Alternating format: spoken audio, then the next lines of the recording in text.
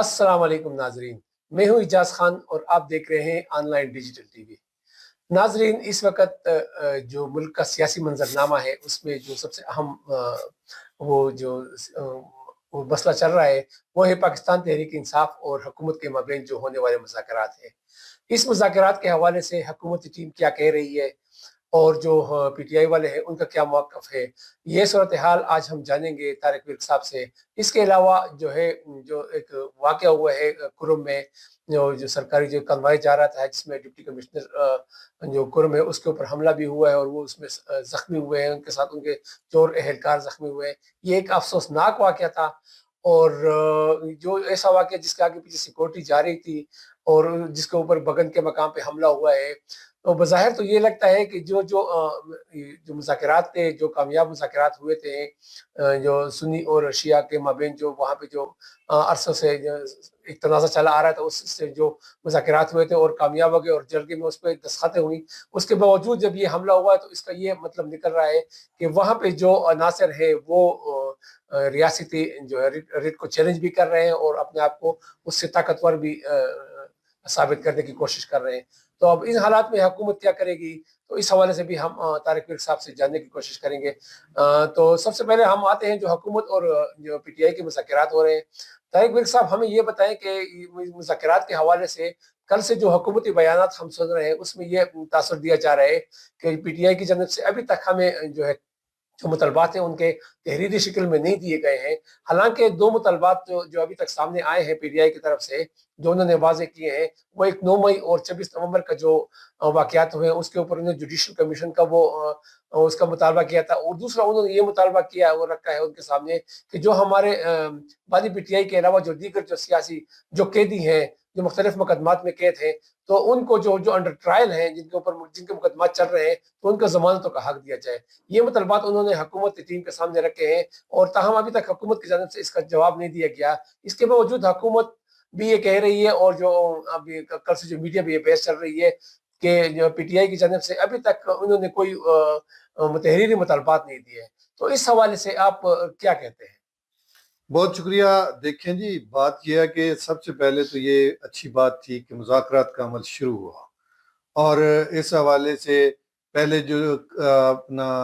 Committee بنائی گئی وہ پی ٹی آئی کی طرف سے بنائی گئی، پھر حکومت کی طرف سے کمیٹی بنائی گئی، پھر پہلا اجلاس ان کا دسمبر میں ہوا اور اس میں کچھ چیزیں جو تھی وہ طے کی گئیں، اور پی ٹی آئی سے کہا گیا کہ آپ کے جو مطالبات ہیں وہ تحریری طور پر آپ دیں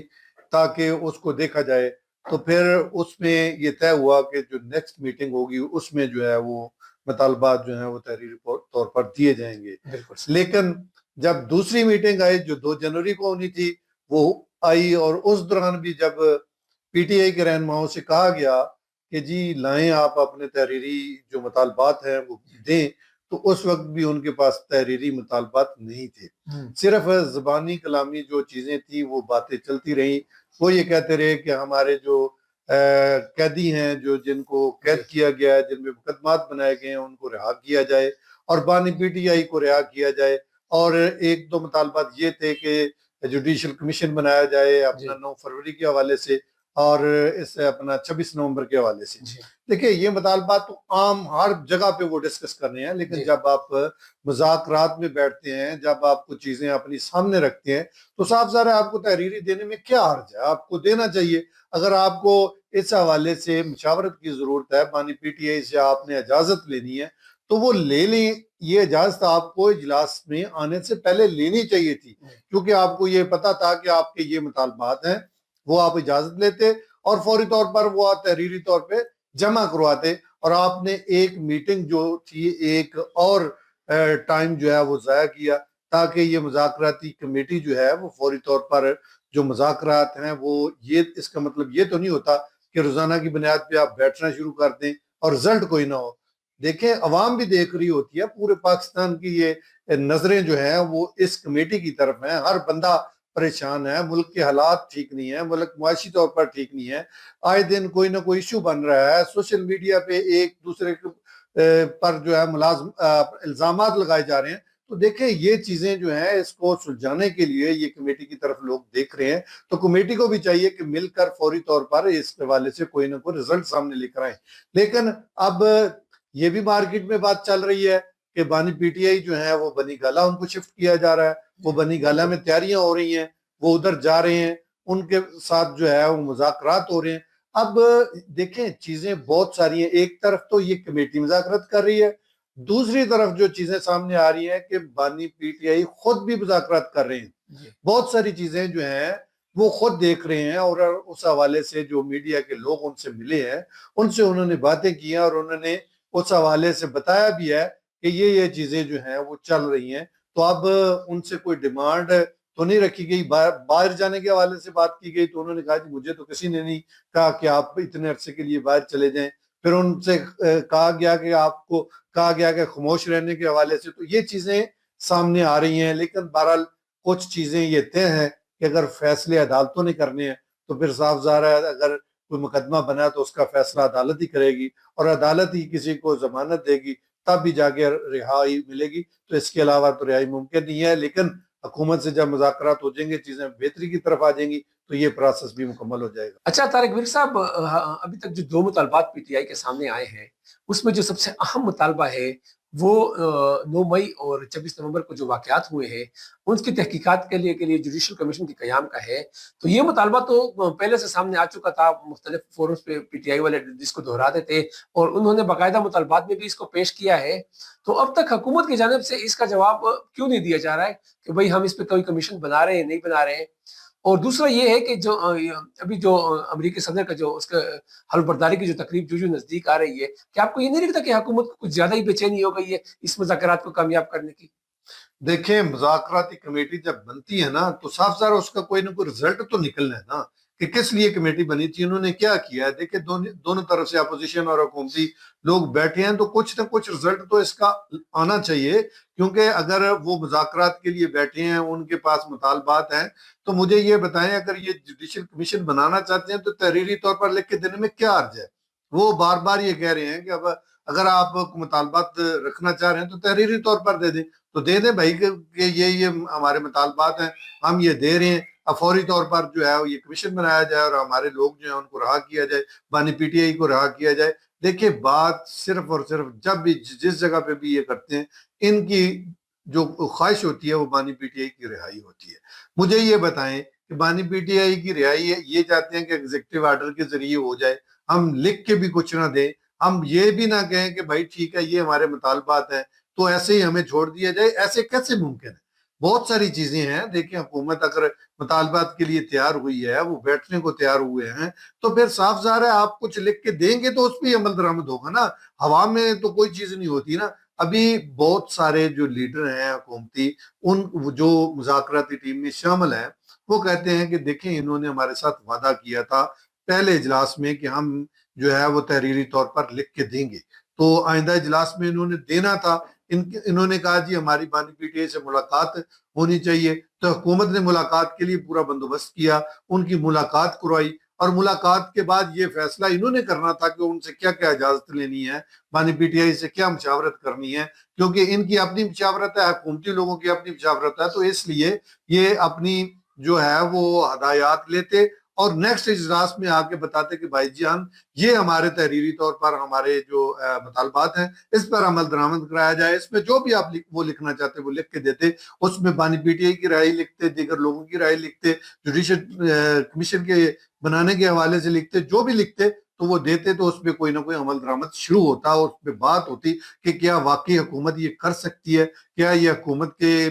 اختیار میں ہے، کیا حکومت جو ہے کسی کی رہائی کے حوالے سے وہ اپنے طور پہ ایگزیکٹو آرڈر کے ذریعے کچھ کر سکتی ہے نہیں کر سکتی، یہ چیزیں دیکھنا پڑیں گی۔ اب بہرحال اگر حکومت اپوزیشن کی طرف سے یہ مطالبات سامنے آتے اور حکومت جو ہے وہ اس پہ عمل درآمد کی طرف جاتی، اور چیزیں جو ہیں صاف ظاہر ہے آپ نے دیکھا کہ صاف ظاہر ان کے دور میں پی ٹی آئی کے دور میں بھی یہ لوگ جو ہیں وہ جیلوں میں رہے، انہوں نے بھی جیلیں کاٹی، اس میں آپ ان کے قائدین دیکھ لیں، میاں نواز شریف، میاں شہباز شریف، اور دوسرے پیپلز پارٹی سے اپنا دیکھ لیں آصف علی زرداری صاحب اور دیگر ان کے قائدین جو تھے وہ جیل میں رہے، اور وہ سب جو ہے وہ عدالتوں کے ذریعے ان کی رہائی ہوئی ہے نا، ویسے تو نہیں ہوئی یہ کسی نے کہہ دیا جی بس ٹھیک ہے معاملات ٹھیک ہو گئے تو ان کو رہا کر دیا جائے، ایسا تو ممکن نہیں ہے۔ لیکن بہرحال ٹھیک ہے، حالات ایسے ہیں ملک کے کہ فوری طور پر جو یہ چیزوں کو بہتر کرنے کی ضرورت ہے، کسی کو جیل میں رکھنے سے کس کو کیا فائدہ ہونا ہے یہ تو صاف ظاہر ہے حکومت جانتی ہے یا اپوزیشن جانتی ہے۔ اگر یہ مل کے ملک کی ترقی کے لیے مل کر کام کرنا چاہتے ہیں تو پھر ان کو فوری طور پر جو ہے نا وہ مطالبات جو ہیں وہ ان کو سامنے آنا چاہیے، حکومت پہ اس پہ فوری طور پر عمل کرنا چاہیے، اور یہ جو کمیٹی بنی ہے اس کا رزلٹ عوام کے سامنے آنا چاہیے۔ اچھا طارق میر صاحب، یہ مذاکرات تو چلتے رہیں گے۔ ایک پاکستان میں جو دوسرا سب سے بڑا مسئلہ ہے جس نے ہر حکومت کو پریشان کیا ہوا ہے وہ ہے دہشت گردی کا، جو خیبر پختونخوا اور بلوچستان اس سے زیادہ متاثر ہوئے ہیں، اور ابھی حال ہی میں جو کرم کا علاقہ ہے خیبر پختونخوا کا کرم کا، تو وہاں پہ جو صورتحال بنی ہے اس نے تو پورے ملک میں انتہائی جو ہے نا پورے ملک کے عوام کو اس سے پریشان ہے کہ یہ کیا صورتحال ہے اور یہ مسئلہ کیا ہے۔ کسی کو مسئلے کی سمجھ بھی نہیں آ رہی، زمینی تنازع ہے یا یہ کوئی فرقہ واریت ہے۔ تو بہرحال جو کچھ بھی ہے حکومت بھی اور ریاستی ادارے بھی اس سے بخوبی آگاہ ہے کہ وہاں پہ کیا صورتحال ہے، اور وہاں پہ جو ابھی حال ہی میں جو شیعہ اور سنی کے مابین جو معاہدہ ہوا ہے، امن معاہدہ کوہاٹ میں بہت بڑا گرینڈ جھگڑا ہوا ہے، اس کے باوجود جو کل جو واقعہ ہوا ہے ڈپٹی کمشنر کرم کا سربراہی میں جو قافلہ جا رہا تھا، سیکورٹی قافلہ جا رہا تھا جو سامان لے کے جا رہا تھا، اس کے اوپر جو حملہ ہوا ہے، اور اس حملے میں جو ڈپٹی کمشنر ہے جاوید اللہ مسعود وہ بھی زخمی ہوئے، ان کے ساتھ مزید جو ان کے ساتھ اہلکار تھے وہ بھی زخمی ہوئے۔ تو آپ کیا سمجھتے ہیں کہ یہ کیا حکومت ناکام ہو چکی ہے اپنی ریاست میں جو ہے اپنی ریٹ بحال رکھنے میں، اور وہ جو دہشت گرد ہے وہ اتنے طاقتور ہو گئے ہیں کہ وہ معاہدے کے امن معاہدے ہونے کے باوجود بھی اس طرح کے وہ جو ہم حملے کر سکے؟ دیکھیں خان صاحب، بات یہ ہے کہ جب ریاست کی ریٹ قائم ہوتی ہے تو پھر بڑے بڑے لوگ جو ہیں وہ بھاگ جاتے ہیں۔ اصل میں ایشو یہ ہے کہ یہ جو ہمارے پاکستان میں ہمارے ملک میں یہ دہشت گردی جو ہے نا وہ دوبارہ سے سر اٹھا رہی ہے، اور یہ مختلف طریقوں سے یہ دہشت گردی ہو رہی ہے۔ اب یہ دیکھیں کہ یہ مذہبی معاملات کو اٹھایا جا رہا ہے، یہ سنی اور شیعہ کو جو ہے وہ مختلف تنظیمیں جو ہیں وہ سپورٹ کر کے جو ہے وہاں کے رہنے والے لوگوں کے لیے وہ مشکلات پیدا کر رہے ہیں۔ وہاں کھانے پینے کی اشیاء کی کمی ہوگی، وہاں لوگوں مہنگائی اتنی زیادہ ہوگی کہ لوگ جو ہے نا وہ اپنی روٹی خریدنے تک بھی وہ مجبور ہو گئے، اور قیمتیں اتنی زیادہ بڑھ گئی۔ میں دیکھ رہا تھا کہ ابھی سنا ہے کہ 1000 روپے تک روٹی چلی گئی، انڈے ان کی بڑی قیمت بڑھ گئی۔ تو یہ چیزیں انتہائی تکلیف دہ ہیں۔ اب یہ دیکھنا ہے کہ حکومتی ریٹ کے حوالے سے ہمارے جو سیاسی لوگ ہیں کیا انہوں نے اپنی ذمہ داریاں ادا کی، چونکہ یہ خیبر پختونخوا کا علاقہ ہے اور جہاں یہ سارا سلسلہ اب کافی عرصے سے مسلسل جو ہے وہ چل رہا ہے۔ تو اب صاف ظاہر ہے وہاں کی حکومت تو آپ کے سامنے پی ٹی آئی کی حکومت ہے، اس حوالے سے خیبر پختونخوا میں وزیر اعلیٰ جو علی امین گنڈا پور ہیں وہ اپنی حکومتی معاملات کی بجائے وہ دیگر جو وفاق کے ایشوز ہیں اس پہ زیادہ جو ہے وہ توجہ دے رہے ہوتے ہیں، پی ٹی آئی کے معاملات کو زیادہ دیکھ رہے ہوتے ہیں۔ حالانکہ جب بندہ وزیر اعلیٰ بن جاتا ہے تو صوبے کے معاملات ان کی زیادہ ذمہ داری ہوتی ہے، وہاں کا امن و امان جو ہے وہ ان کی ذمہ داری ہوتی ہے۔ وہاں پہ جو گورنر خیبر پختونخوا ہیں اپنا فیصل کریم کنڈی صاحب، انہوں نے بھی اے پی سی بلائی، یہ بہت بڑی بات تھی، اور پی ٹی آئی نے اس کا بائیکاٹ کیا کہ انہوں نے اے پی سی کیوں بلائی۔ دیکھیں اگر کوئی پازیٹیو سوچ کے ساتھ آپ کے ساتھ چلنے کو تیار ہے تو اس کو ساتھ لے کر چلیں تاکہ معاملات کو بہتری کی طرف لایا جائے۔ اب یہ دیکھیں یہ حملہ ہوا ہے، بہت ہی افسوسناک بات ہے کہ امن معاہدے کے باوجود جو ہے یہ حملہ ہوا ہے، اور جس پارٹی نے بھی کیا ہے دیکھیں یہی لوگ ہیں جو شر پھیلاتے ہیں، یہی لوگ ہیں جن کو باہر سے جو پاکستان کے دشمن ہیں وہ سپورٹ کرتے ہیں اور یہ یہاں اس طرح کی کارروائیاں کرتے ہیں۔ ورنہ یہ اگر ہر بندہ یہ سوچ لے کہ ہم نے اپنے ملک کو بچانا ہے، یہاں امن و امان کی صورتحال کو بہتر رکھنا ہے، تو پھر شاید اس طرح کے واقعات نہ ہوں۔ لیکن جب تک یہ باہر سے سپورٹ ایسے گروہوں کو، ایسے گروپوں کو ملتی رہے گی تو یہ صاف ظاہر ہے کہ ان کی روزی اور دھندا جو ہے یہ یہی ہے، باہر سے سپورٹ ملتی ہے جس کے بدلے انہوں نے ادھر جو ہے وہ کارروائیاں کرنی ہوتی ہیں تو وہ کرتے رہتے ہیں۔ حالانکہ جب معاہدہ ہو جاتا ہے تو پھر اس طرح کی کارروائی جو ہے وہ نہیں ہونی چاہیے، لیکن اگر کی گئی ہے تو آپ دیکھیں ہمارے جو وہ ڈی سی صاحب ہیں وہ زخمی ہوئے ہیں، دیگر لوگ زخمی ہوئے ہیں. اب انشاءاللہ آپ دیکھنا کہ حکومت کی ریٹ جو ہے وہ ریاست کی ریٹ کس طرح سے کام کرتی ہے اور پھر یہ لوگ کس طرح سے بھاگیں گے. اور صاف ظاہر ہے کہ کوئی نہ کوئی ایشو جب آتا ہے تو اس پہ پراپر طریقے سے حکمت عملی تیار کی جاتی ہے، پھر اس کو جو ہے نا وہ دیکھا جاتا ہے کہ اس کو کس طرح سے حل کیا جائے. اب اس حملے کے بعد جو ہے وہ اپنا جو حکمت عملی طے کی جا رہی ہے اور حکمت عملی کے بعد فوری طور پر جو ہے نا ایکشن ہوگا، اور جو اس حوالے سے جن لوگوں نے حملہ کیا ہے ان کی بھی شناخت وغیرہ ہو چکی ہے. اب جب شناخت ہو چکی ہے تب ان کے خلاف کارروائی ہوگی، وہ اس سے بچ نہیں پائیں گے. اور حکومت نے اب یہ طے کر لیا ہے کہ یہ جو کرم میں امن جو ہے وہ اس کو بحال کرنا ہے، اور انشاءاللہ تعالی وہاں امن بحال ہوگا. بہت شکریہ طارق صاحب. ناظرین اجازت دیجیے، اللہ حافظ.